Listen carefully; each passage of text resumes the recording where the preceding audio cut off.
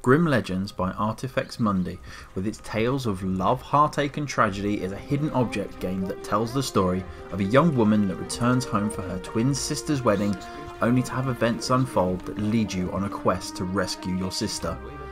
The game, having previously been released among its 2 sequels on a number of formats including PC, Apple, Android and Xbox One, has recently been released on the PlayStation 4.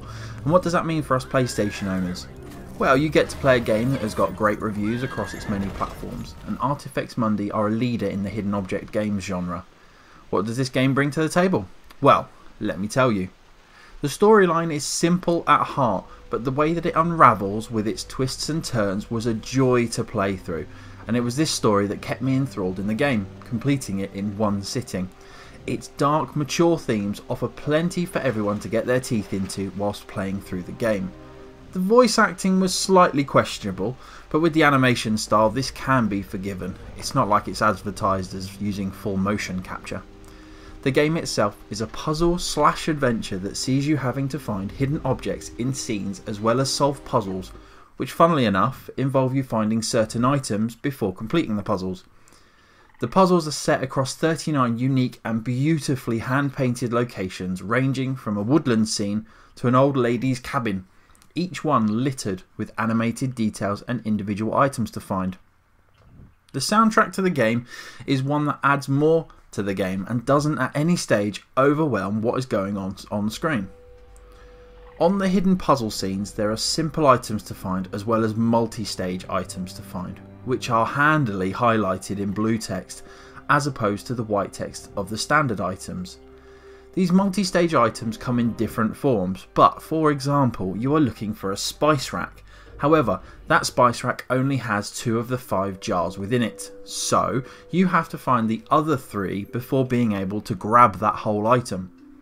Then we have the puzzles that are seemingly difficult to complete on your own.